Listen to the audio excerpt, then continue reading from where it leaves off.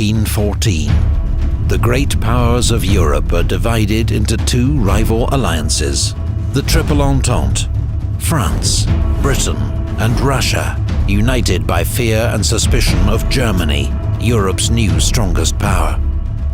And the Triple Alliance, Germany, which fears encirclement by its rivals, Austro-Hungary, clinging on to a fragile empire, and Italy, seeking gains at French expense. The spark comes on the 28th of June in the city of Sarajevo. Archduke Franz Ferdinand, heir to the Austro-Hungarian throne, is assassinated by a 19-year-old Slav nationalist named Gavrilo Princip. Austro-Hungary accuses its Balkan rival Serbia of having aided the assassin and sends an ultimatum demanding humiliating concessions.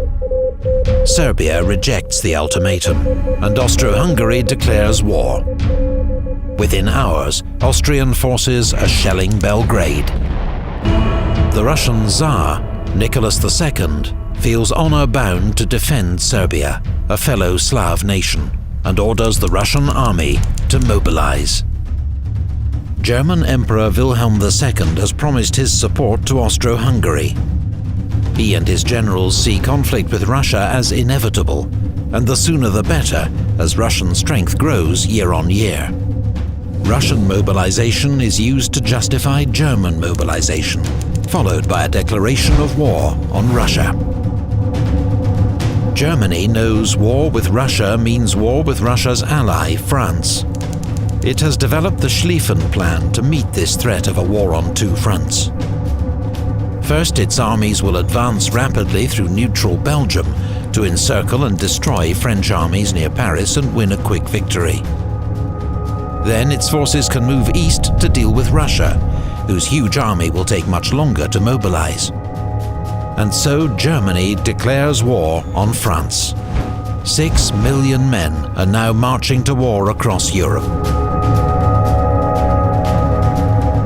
Italy, however, remains neutral. The terms of the Triple Alliance don't bind it to join an offensive war. The United States also declares its neutrality. President Wilson and the American public have no desire to get entangled in Europe's war. Britain is France's ally, but at first it's not clear if it will join the war against Germany. But when German troops invade Belgium, whose neutrality Britain has guaranteed, an ultimatum is sent from London to Berlin, demanding they withdraw. It's ignored, and Britain declares war.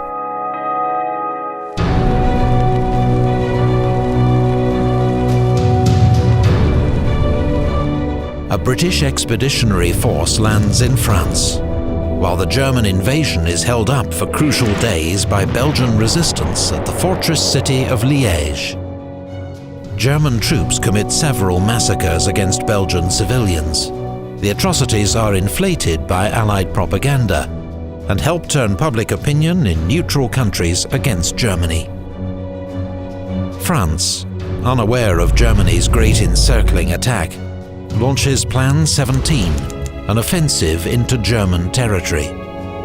But in the Battle of the Frontiers, they're driven back with enormous losses on both sides. The British Expeditionary Force clashes with the German army at Mons, but the British are heavily outnumbered and soon join the French in retreat. The Allies make their stand at the River Marne, 40 miles outside Paris. Their desperate counterattack saves the city and drives the Germans back. Both sides suffer 250,000 casualties. The race to the sea begins as both sides try to outflank each other to the north. A series of clashes leads to the First Battle of Ypres, where the Allies desperately cling on and prevent a German breakthrough. There are more heavy losses on both sides. The two armies then dig in along the entire 350-mile front, seeking shelter from deadly machine gun fire and artillery shells. Trench warfare has begun.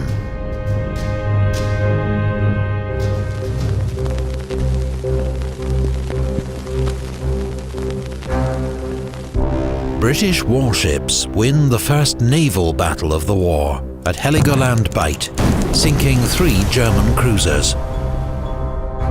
Britain has the most powerful navy in the world, 29 modern battleships to Germany's 19. They now impose a naval blockade on Germany, preventing contraband goods, including food, from reaching it by sea. The aim is to bring Germany's economy to its knees and force it to surrender. But a week later, the British cruiser HMS Pathfinder becomes the first victim in history of a lethal new weapon, the submarine-launched torpedo. German submarines, or U-boats, have a surface range of 9,000 miles and can attack undetected from beneath the waves. They herald a deadly new challenge to Britain's command of the seas.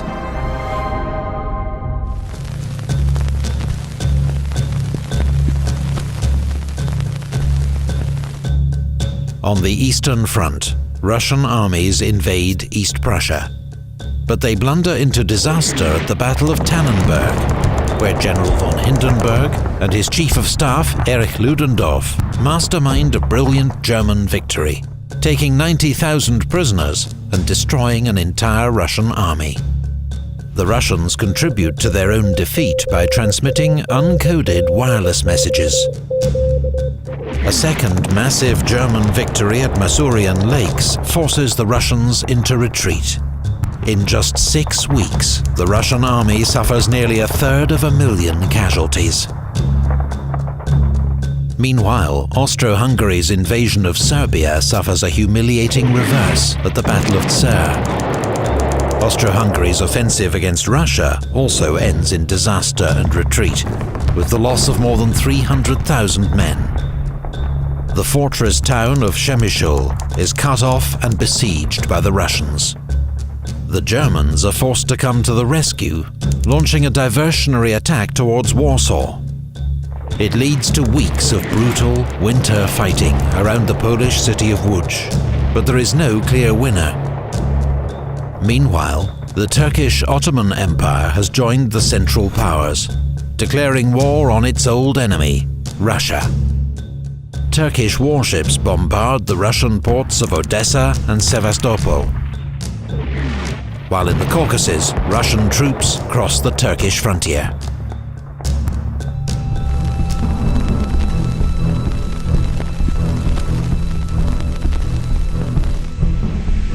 Beyond Europe, the war rages on the world's oceans and in far-flung European colonies. German troops cross into British East Africa, modern Kenya, and occupy Taveta, while Allied forces seize the German colony of Togoland, modern Togo. But British forces invading German Cameroon are defeated at Garoua and Nsangakong, while a 3,000-strong force attacking German Southwest Africa, modern Namibia, is captured at Sandfontein. A month later, British landings at Tanga end in chaos and defeat at the hands of a much smaller German force led by Colonel von Lettow-Vorbeck. Cut off from Germany, Lettow-Vorbeck goes on to wage a highly successful guerrilla war against the Allies, tying down huge numbers of troops. In Asia, Japan honors its treaty with Britain and declares war on Germany. Japanese forces go on to seize the German naval base at Tsingtao. The German colonies of Samoa and New Guinea surrender to troops from New Zealand and Australia. But in the Pacific, off the coast of Chile, German Admiral von Spee's powerful East Asia squadron sinks 2 British cruisers at the Battle of Coronel. Both ships are lost with all hands. 5 weeks later, he runs into a British naval task force at the Falkland Islands. 4 of the 5 German cruisers are sunk. Von Spee goes down with his flagship. Meanwhile, in the Middle East, British troops seize control of the Ottoman port of Basra, securing access to the vital Persian oil that fuels the British fleet.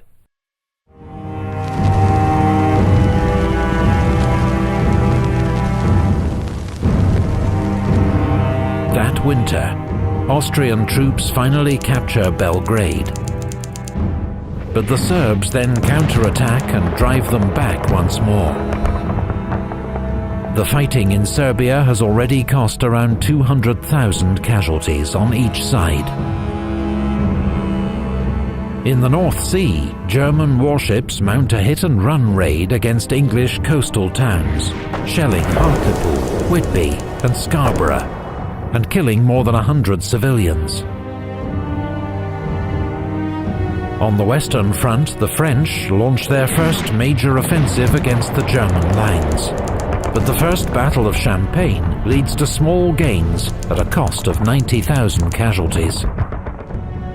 While in the Caucasus, an Ottoman offensive through the mountains in midwinter ends in disaster at Sarıkamış. Turkish casualties total 60,000, many frozen to death. On the Western Front, that first Christmas is marked in some sectors by a short truce and games of football in no man's land, the killing zone between the trenches.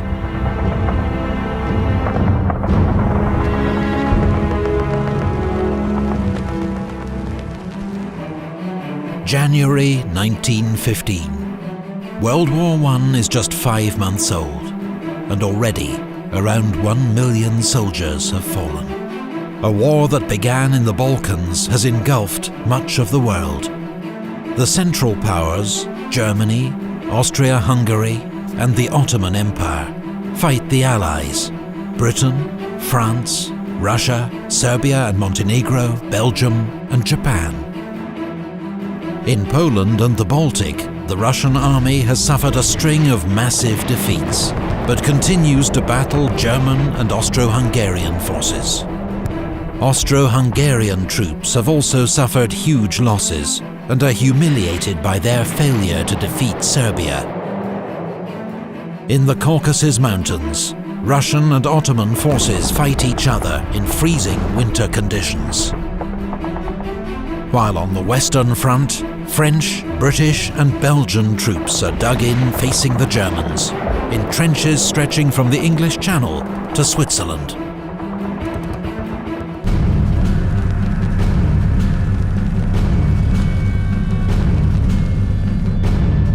As part of the world's first strategic bombing campaign, Germany sends 2 giant airships known as Zeppelins to bomb Britain. They hit the ports of King's Lynn and Great Yarmouth, damaging houses and killing 4 civilians. At sea, at the Battle of Dogger Bank, the British Navy sinks 1 German cruiser, but the rest of the German squadron escapes.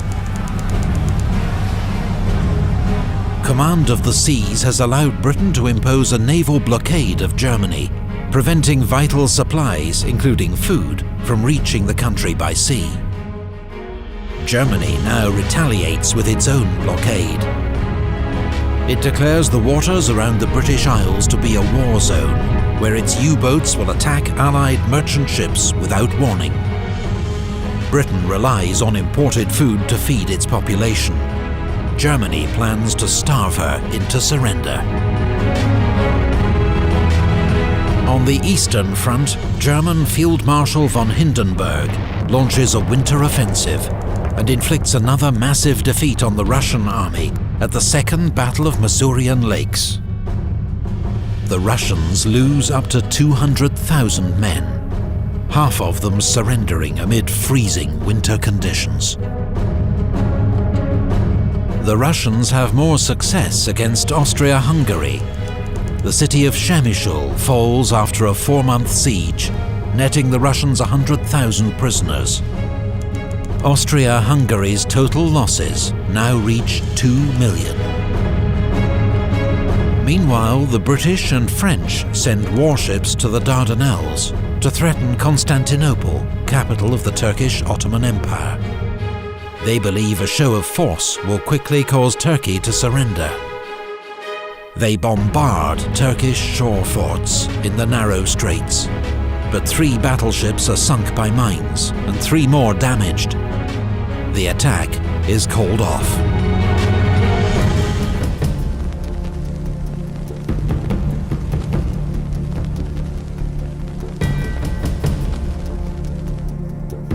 On the Western Front, the British attack at Neuve-Chapelle. But the advance is soon halted by German barbed wire and machine guns. British and Indian units suffer 11,000 casualties, about a quarter of the attacking force. 6 weeks later, at the Second Battle of Ypres, the Germans attack with poison gas for the first time on the Western Front. A cloud of lethal chlorine forces Allied troops to abandon their trenches. But the Germans don't have enough reserves ready to exploit the advantage. Soldiers on both sides are quickly supplied with crude gas masks, as a chemical weapons arms race begins. The Allies land ground troops at Gallipoli, including men of the Australian and New Zealand Army Corps, the Anzacs. Their goal is to take out the shore forts that are preventing Allied warships reaching Constantinople. But they immediately meet fierce Turkish resistance and are pinned down close to the shore. The day before the landings, the Ottoman Empire begins the systematic deportation and murder of ethnic Armenians living within its borders. The Armenians are a long-persecuted ethnic and religious minority, suspected of supporting Turkey's enemies. Tens of thousands of men, women and children are transported to the Syrian desert and left to die. In all, more than 1 million Armenians perish. The Allies condemn the events as a crime against humanity and civilization, and promise to hold the perpetrators criminally responsible. To this day, the Turkish government disputes the death toll, and that these events constituted a genocide.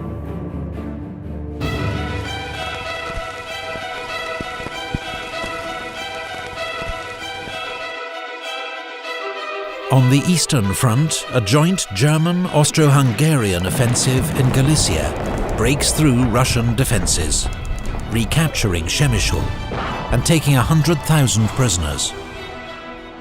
It is the beginning of a steady advance against Russian forces. At sea, the British passenger liner Lusitania, sailing from New York to Liverpool, is torpedoed by a German U-boat off the coast of Ireland without warning. 1,198 passengers and crew perish, including 128 Americans. US President Woodrow Wilson and the American public are outraged. But Germany insists the liner was a fair target, as the British used her to carry military supplies. In May, the Allies launched the Second Battle of Artois in another effort to break through the German lines. The French make the main attack at Vimy Ridge, while the British launch supporting attacks at Aubert Ridge and Festubert. The Allies sustain 130,000 casualties and advance just a few thousand yards.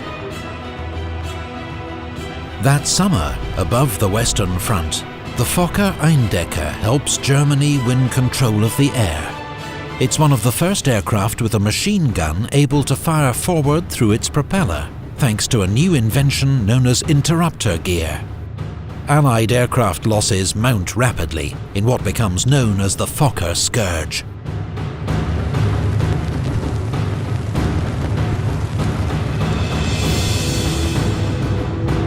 Italy, swayed by British and French promises of territorial gains at Austria-Hungary's expense, joins the Allies, declaring war on Austria-Hungary and later the Ottoman Empire and Germany. The Italian army makes its first assault against Austro-Hungarian positions along the Isonzo River, but is repulsed with heavy losses. Meanwhile, the Allies face a crisis on the Eastern Front. The Russians have begun a general retreat, abandoning Poland. German troops enter Warsaw on the 5th of August. Tsar Nicholas II dismisses the Russian army's commander-in-chief, Grand Duke Nicholas, and takes personal command. It will prove disastrous for the Tsar, as he becomes more and more closely tied to Russian military defeat. At Gallipoli, the Allies land reinforcements at Suvla Bay, but neither they nor a series of fresh attacks by the Anzacs can break the deadlock. Conditions for both sides are terrible. Troops are tormented not only by the enemy, but by heat, flies, and sickness. In the Atlantic, a German U-boat sinks the liner SS Arabic. 44 are lost, including 3 Americans. In response to further US warnings, Germany ends all attacks on passenger ships.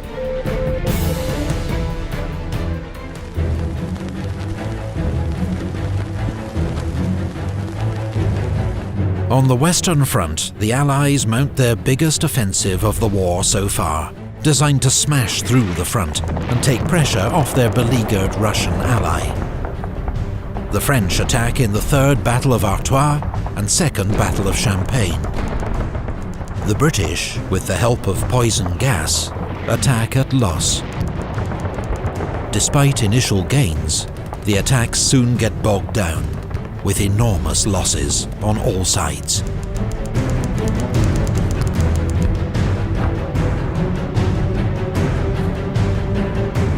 Allied troops land at Salonika in Greece to open a new front against the Central Powers and bring aid to Serbia. But the Allies are too late. Bulgaria joins the Central Powers, and their joint offensive overruns Serbia in 2 months. That winter, the remnants of the Serbian army escape through the Albanian mountains. Their losses are horrific. By the end of the war, a third of Serbia's army has been killed, the highest proportion of any nation.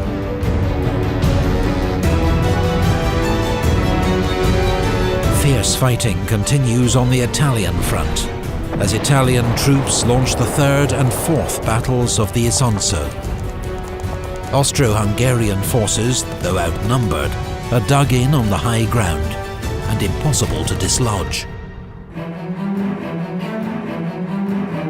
In the Middle East, a British advance on Baghdad is blocked by Turkish forces at the Battle of Ctesiphon, 25 miles south of the city. The British withdraw to Kut, where they are besieged. The Allies abandon the Gallipoli campaign. 83,000 troops are secretly evacuated without alerting Turkish forces. Not a man is lost. It's one of the best executed plans of the war. The campaign has cost both sides 250,000 casualties. 1915 is a bad year for the Allies. Enormous losses for no tangible gains. But there is no talk of peace. Instead, all sides prepare for even bigger offensives in 1916, with new tactics developed from earlier failures. All sides still believe a decisive battlefield victory is within grasp.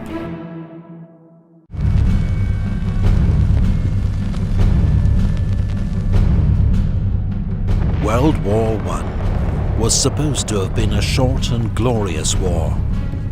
But by 1916, a new kind of industrialized warfare had seen the death toll soar into the millions, with no end in sight. Naval blockades were beginning to cause shortages of food and fuel across Europe, while thousands of women had entered the workforce, replacing the men sent to fight in their millions. All sides were preparing for a long war.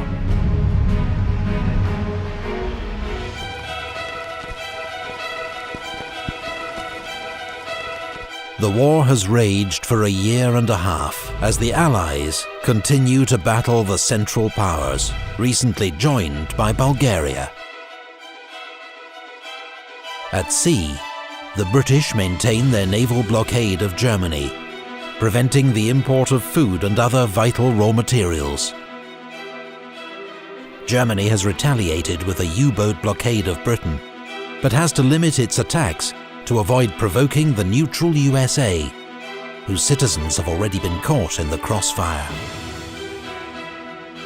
On the Western Front, French, British and Belgian troops are dug in opposite the Germans, both sides trapped in the bloody stalemate of trench warfare. On the Eastern Front, the Russians have ended their long retreat and stabilized the line, but their army has suffered huge losses. On the Italian front, Italian troops have launched a series of costly, unsuccessful attacks against strong Austro-Hungarian defences. While on the Balkan front, the Central Powers have overrun Serbia, whose army is forced to make a bitter retreat through the Albanian mountains. Now, on the 5th of January, Austro-Hungarian troops attack Montenegro. They are delayed at the Battle of Mojkovac, but 3 weeks later, Montenegro is forced to surrender. On the Caucasus front, the Russians launch a surprise winter offensive against Ottoman Turkish forces. 6 weeks later, Russian troops occupy the city of Erzurum. In April, they capture the Black Sea port of Trebizond. Meanwhile, the British transport 2 motorboats to Lake Tanganyika in Africa. They finally arrive after a 10,000-mile trip by sea and land, and help the British seize control of the strategic lake from local German forces. The same month, in German Cameroon, German troops besieged on Mora Mountain for 18 months finally surrender to the Allies.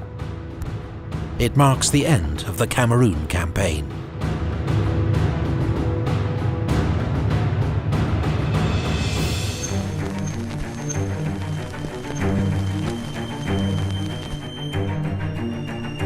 On the Western Front, the Germans unleash a devastating assault on the French fortress town of Verdun. German General Erich von Falkenhayn knows France will defend this symbolic town to the last man. His plan, in his own words, is to bleed France white in its defense. It is the strategy of attrition. Verdun becomes one of the most terrifying battles of the war, a mincing machine, where infantry divisions are destroyed almost as fast as they can be fed into the line. In Britain, 1 million men have already volunteered for military service. But the government realizes it won't be enough. Britain becomes the last major power to introduce conscription. That spring, on the Western Front, British troops are the last to be issued with steel helmets. The nature of trench warfare produces a high proportion of head wounds. The German Stahlhelm, the French Adrian helmet, and the British Mark I steel helmet offer limited protection from shell splinters and shrapnel. Neutral Portugal has been cooperating with the British, which seems to offer the best chance of holding on to her African colony, Portuguese Angola. On the 9th of March, Germany retaliates by declaring war on Portugal. On the Eastern Front, Russia launches an attack near Lake Narok to relieve pressure on the French at Verdun, but it's a disaster. There are 100,000 Russian casualties, and the attack fails to divert any German troops from the fighting at Verdun. In Dublin, Irish Republicans launch an armed revolt against British rule. It becomes known as the Easter Rising, and is put down after 6 days of street fighting.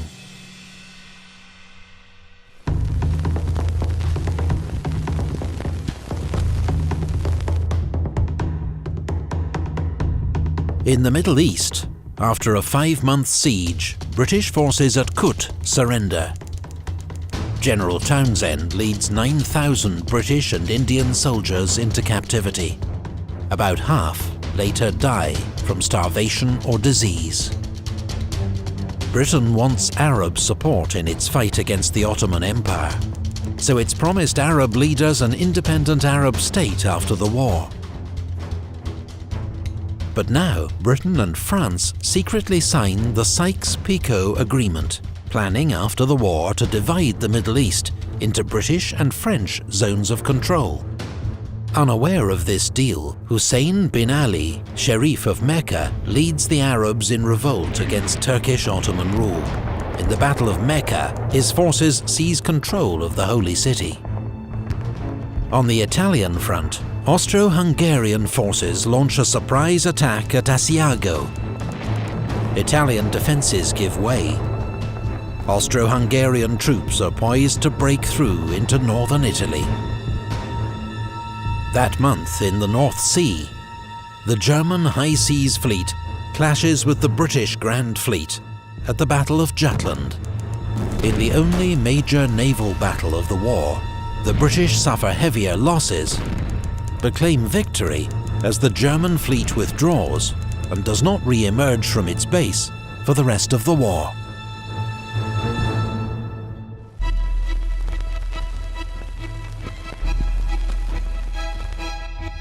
For the summer of 1916, the Allies have planned major simultaneous offensives against the Central Powers, from east and west. Now they are needed more than ever to relieve pressure on the French at Verdun and the Italians at Asiago. The Russians launch their attack first. On the Eastern Front, General Alexei Brusilov has carefully maintained the element of surprise. His troops break through the enemy lines, in some places advancing 60 miles and taking 200,000 prisoners. This brilliant, though costly Russian attack achieves its aim, as the Central Powers are forced to redeploy troops from other fronts to shore up the line. At sea, British cruiser HMS Hampshire, en route to Russia, hits a mine and sinks off Orkney. Among the 650 dead is Britain's iconic Secretary of State for War, Lord Kitchener.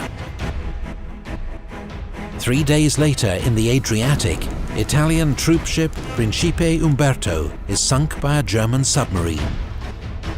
It's the deadliest sinking of the war, with 1,900 lives lost.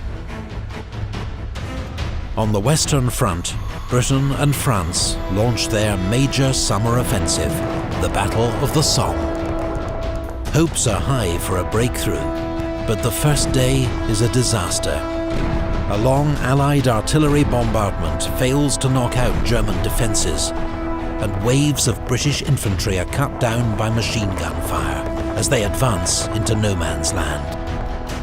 In the space of a few hours, the British suffer 57,000 casualties, a third of them killed. It's the worst day in the history of the British Army. But more attacks are ordered, and the battle will rage for another 5 months.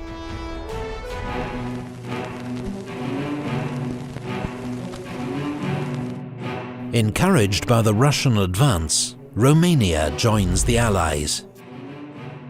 But despite an initially successful advance into Transylvania, Romania quickly faces a counter-offensive from German, Bulgarian and Austro-Hungarian forces.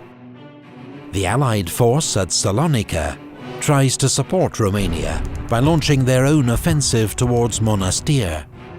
With Serbian troops in the lead, there are small gains, but dogged Bulgarian resistance prevents a breakthrough.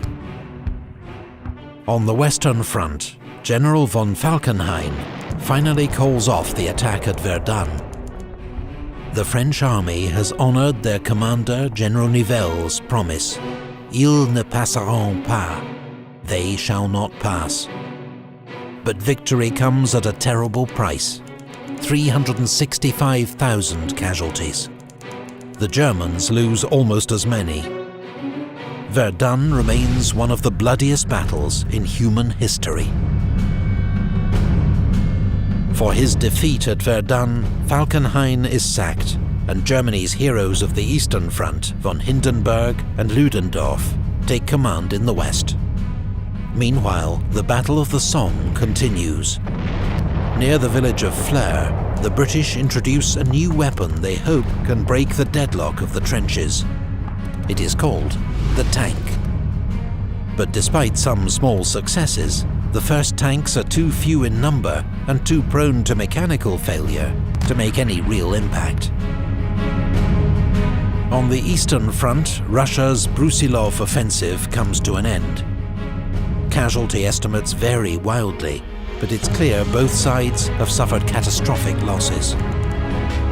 Neither the Russian nor the Austro-Hungarian army ever fully recovers. On the Italian front, heavy fighting rages throughout the autumn, as Italian forces make repeated, costly assaults against Austro-Hungarian positions along the Isonzo River. The Battle of the Somme comes to an end amid autumn rain and mud. The Allies have advanced 10 miles at the cost of 600,000 casualties. German losses are about 450,000. The Allies reassure themselves that this is a winning strategy, because at this rate, Germany will run out of men first. Meanwhile, disaster engulfs Romania as the country is overrun by the Central Powers. Romanian forces suffer 250,000 casualties. The remnants of its army take position alongside the Russians on the Eastern Front. That winter, Franz Joseph, Emperor of Austria since 1848, dies.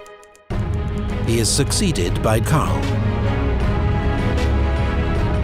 In Britain, Prime Minister Herbert Asquith is forced from office and succeeded by David Lloyd George, while General Joffre is replaced as French Commander-in-Chief by General Nivelle, who promises victory through bold, aggressive action. Amid the comings and goings, US President Woodrow Wilson's attempts to mediate a peace settlement come to nothing. Neither side is willing to make concessions.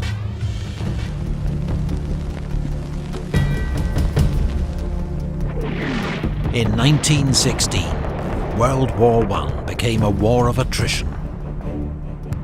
Both sides began to focus less on winning victory on the battlefield than grinding down the enemy and inflicting such enormous losses they would be forced to surrender. In 1917, the strategy will push Europe's major powers to the brink of collapse.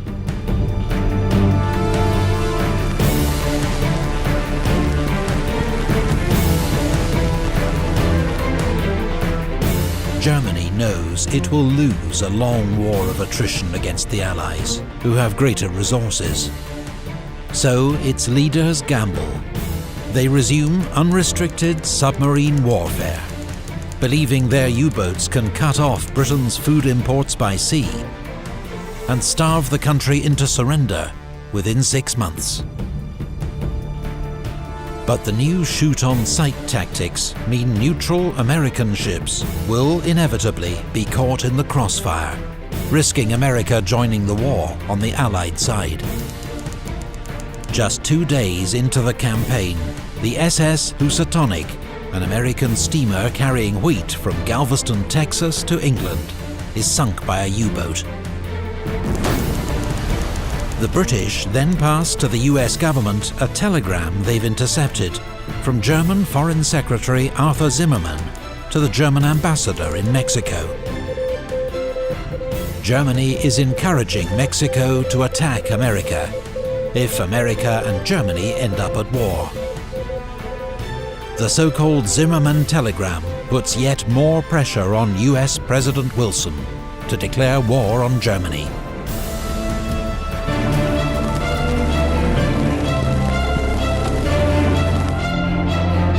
In Russia, enormous casualties and bread shortages lead to riots and revolution. The Tsar abdicates. A provisional government takes charge, pledging to continue the war. But at the front, Russian troops begin to desert en masse. After a string of German provocations, the US finally declares war on Germany. It brings immense resources to the Allied cause, but they will take many months to mobilize. And the German gamble of unrestricted submarine warfare may still pay off. April is the U-boats' most successful month of the war.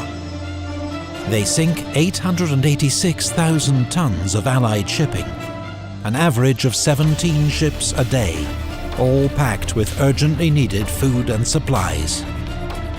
Britain will face starvation if the U-boats are not defeated soon. On the Western Front, the British launched the Battle of Arras, a diversion to support a major upcoming French offensive. After heavy fighting, Canadian troops seized the high ground of Vimy Ridge. It's a limited Allied victory, but costs 150,000 Allied casualties to 130,000 German. Above the trenches, the First Air War has reached new levels of sophistication and deadliness. Reconnaissance aircraft are crucial for spotting enemy positions and directing artillery fire onto them. Scout aircraft or fighters try to shoot them down before they can execute their mission. New models of aircraft are developed every few months, but that spring, the superiority of German aircraft leads to heavy Allied losses in what becomes known as Bloody April.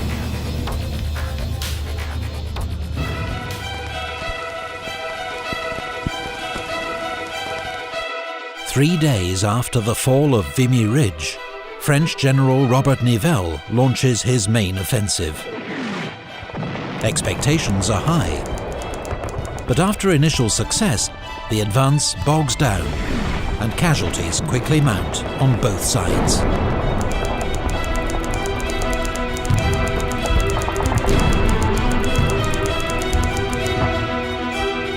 The apparently senseless losses cause morale in the French army to collapse. Whole units mutiny, refusing to attack.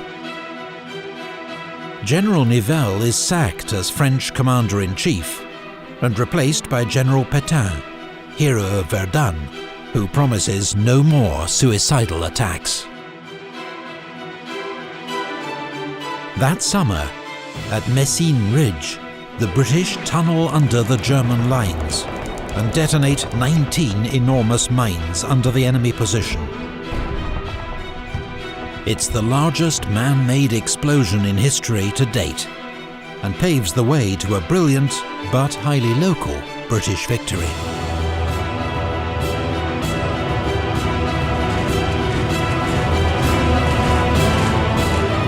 In Greece, King Constantine, who has favoured neutrality, is forced to abdicate, and Greece joins the Allies. Russia's provisional government orders a new attack, but the July offensive is a disaster. The morale and discipline of the Russian army has collapsed. It can no longer be relied on to fight, and the Central Powers' counterattack is almost unopposed. At sea, the Allies begin to group their merchant ships into convoys, which sail under naval escort. The new system leads to a steady fall in losses.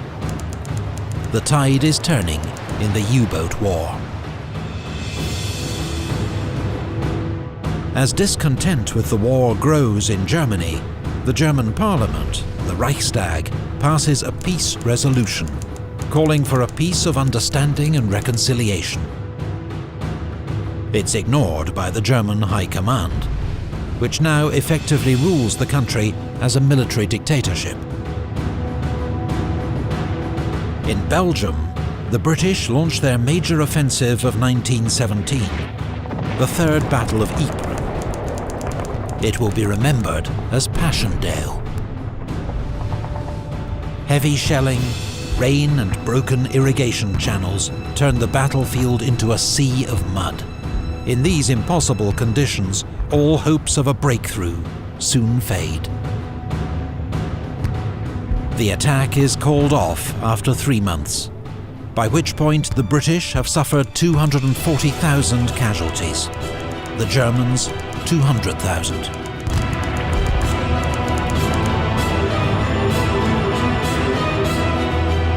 On the Italian front, at the 11th Battle of the Isonzo, Italian and Austro-Hungarian forces batter each other into exhaustion. There are 150,000 Italian casualties, 100,000 Austro-Hungarian.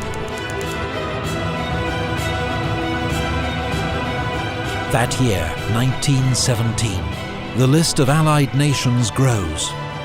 Brazil, Liberia, China, and Siam all declare war on Germany as a result of German U-boat attacks, or to curry favour with the Allies. China will contribute many thousands of labourers working for the Allies in Europe, the Middle East, and Asia.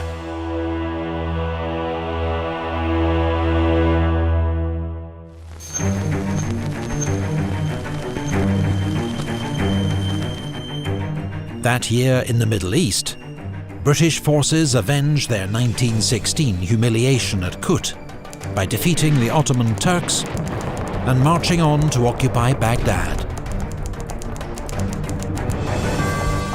British forces in Egypt advance across the Sinai Desert, but are thrown back by Ottoman forces at the First and Second Battles of Gaza.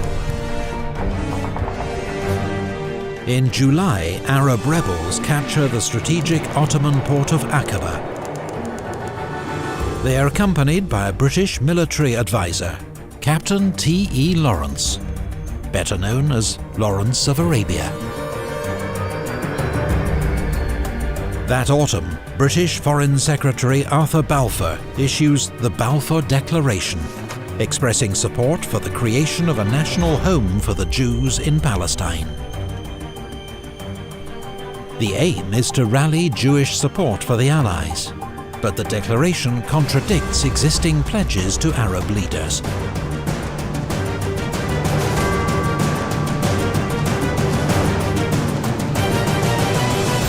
In October, the British finally win at Gaza, clearing the way for an advance into Palestine.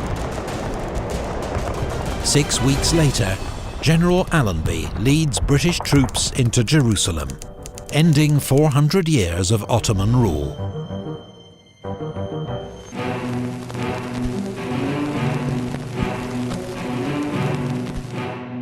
With Russian forces in disarray, Germany is able to move troops from the east to the Italian front. At the Battle of Caporetto, they helped to smash through the Italian army, advancing 70 miles and taking 250,000 prisoners. British and French divisions, desperately needed on the Western Front, have to be redeployed to shore up the line. In Russia, a second revolution brings Lenin's Bolshevik party to power. He is determined to end Russia's involvement in the war.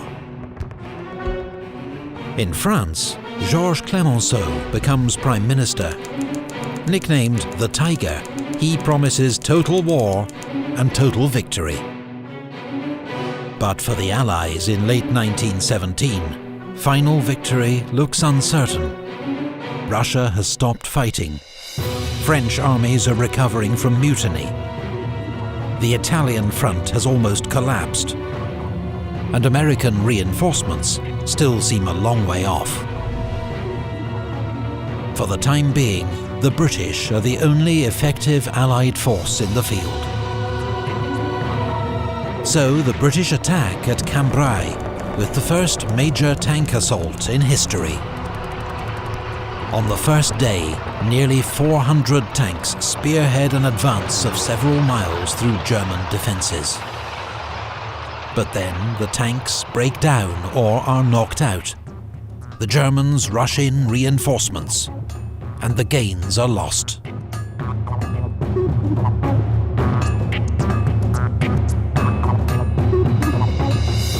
Finland, declares independence from Russia. Romania, isolated by the Russian collapse, signs an armistice with the Central Powers. 6 days later, Russia also signs an armistice. The Allied Eastern Front is no more. 1917 has seen one major Allied power, Russia, knocked out of the war. But the arrival of a fresh new ally, America. Germany knows only military victory can now save it from being overwhelmed by Allied resources, and begins planning one last massive onslaught for the spring of 1918.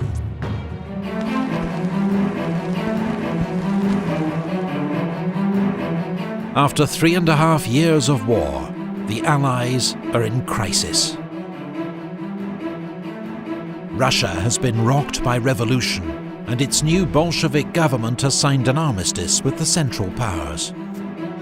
Thousands of German troops will be freed up to fight on the Western Front, where the carnage of trench warfare has already claimed more than 1 million lives.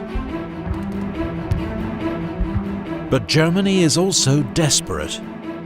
Britain's long naval blockade has led to shortages and social unrest at home, while America's entry into the war brings fresh manpower and vast resources to the Allied cause. Germany faces inevitable defeat unless it can win a quick victory on the Western Front.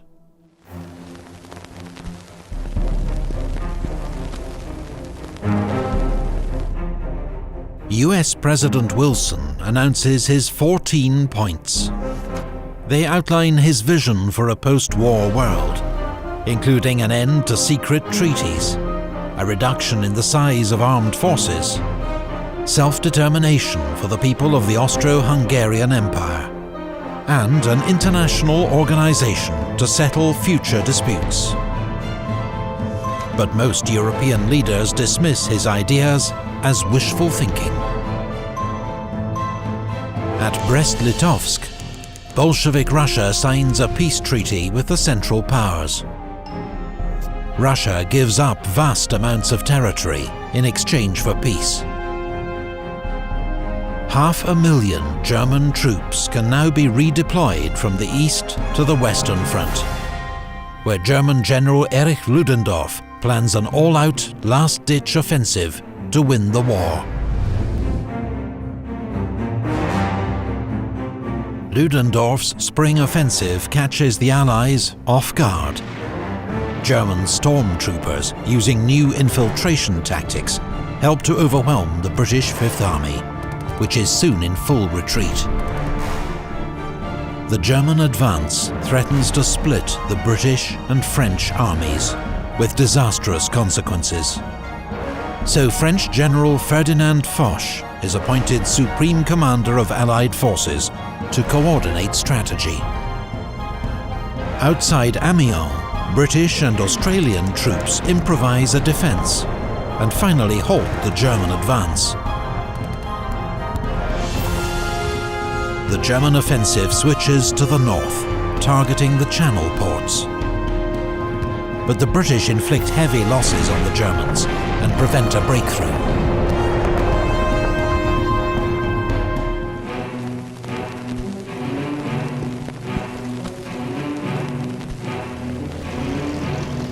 Above the trenches, the First Air War continues to escalate. Each side now has more than 3,000 aircraft in service on the Western Front. But by 1918, the Allies have won air superiority, thanks to greater resources. On the 21st of April, Germany's most famous pilot, Manfred von Richthofen, the Red Baron, is shot down and killed near Amiens. With 80 victories, he's the war's highest-scoring ace, and is buried by the Allies with full military honours. Britain's new independent bombing force launches a daylight raid against Cologne. It marks the beginning of Britain's own strategic bombing campaign. On the ground, Ludendorff's offensive switches south, targeting the French. German troops advance 30 miles, but are halted at the River Marne, just as fresh American divisions enter the line. The US 1st Division is the first to see combat at the Battle of Cantigny. 3 days later, the US 2nd Division wins victory at the Battle of Belleau Wood.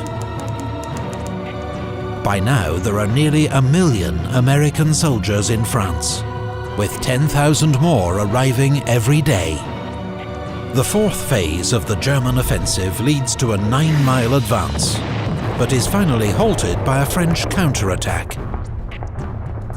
In Italy, Austria-Hungary launches an attack at Asiago and the Piave River to support Ludendorff's offensive in France. But it's repulsed with heavy losses, and morale amongst the Austro-Hungarian army collapses.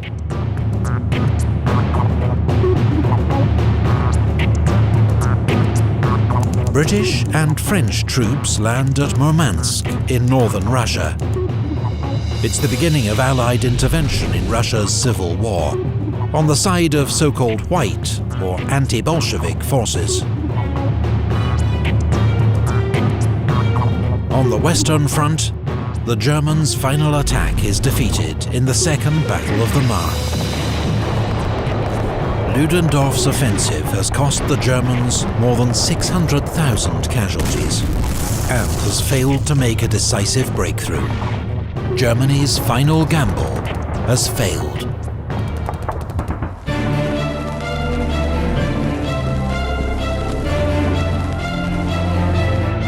The Allies now go on the attack.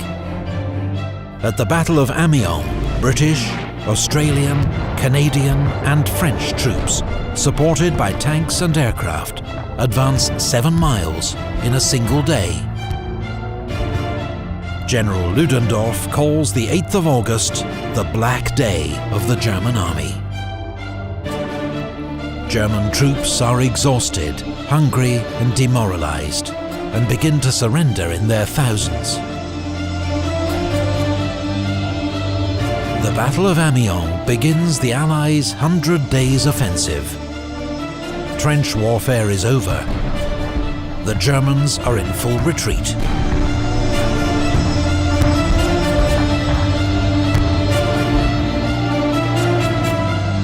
In the Balkans, a new Allied offensive at Dobropolje breaks through Bulgarian positions. The overstretched Bulgarian army collapses, and 2 weeks later, Bulgaria signs an armistice.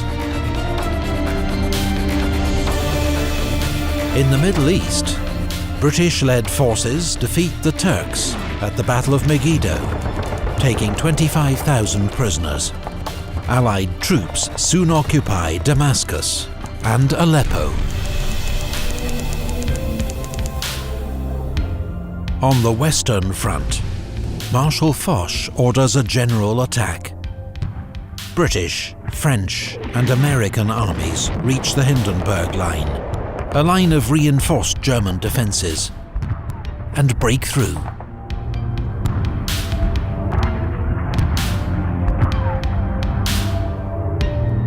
Ludendorff informs the Kaiser that the military situation is hopeless and that Germany must seek an armistice. Germany sends a request to US President Woodrow Wilson, who in return demands German withdrawal from all occupied territory and the Kaiser's abdication.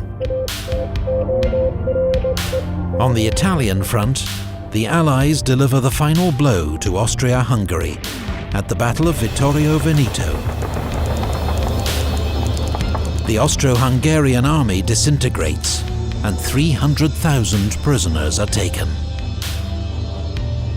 With the Central Powers facing collapse, the Ottoman Empire signs an armistice with the Allies at Mudros. 4 days later, Austria-Hungary signs an armistice with the Allies at Villa Giusti. At Kiel, the German High Seas Fleet is ordered to make a suicidal attack on the British Navy. but instead it mutinies. Revolution spreads through Germany.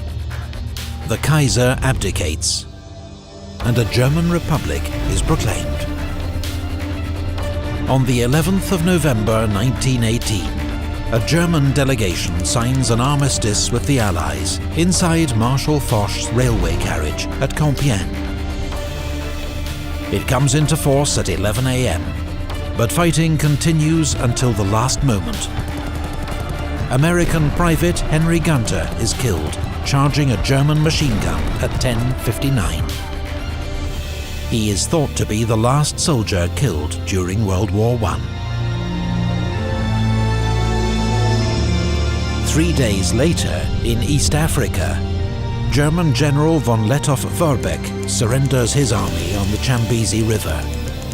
For 4 years, he has tied down huge numbers of Allied troops, remaining undefeated while cut off from home.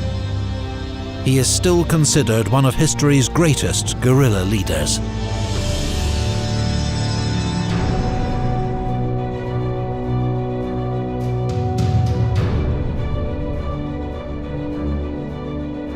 The Paris Peace Conference opens at the Palace of Versailles, just outside the French capital. Delegates accept a proposal to create a League of Nations to settle future international disputes. The Versailles Treaty, signed in June, imposes harsh terms on Germany. Its military is restricted in size. It must pay war reparations to the Allies. It loses territory to its neighbours, and its colonies are seized by the victors.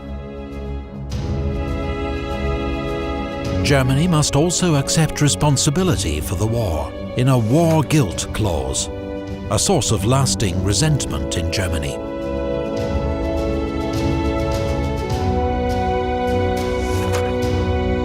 The boundaries of Europe are redrawn. Poland re-emerges after 100 years of foreign rule, while Austria, Hungary, Czechoslovakia, Yugoslavia, and an enlarged Romania emerge from the ashes of the Austro-Hungarian Empire. The Ottoman Empire is dismantled. New states, most under European control, are created in the Middle East. Here, as in Europe, the seeds of future conflict are sown. While in the Far East, former German possessions in China are handed to Japan, to China's outrage.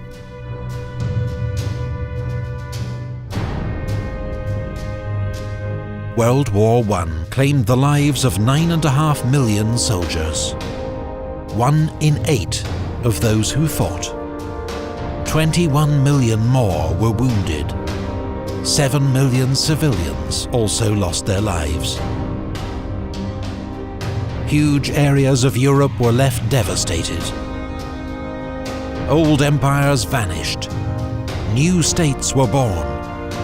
Lives across the world were transformed. The world was never the same again.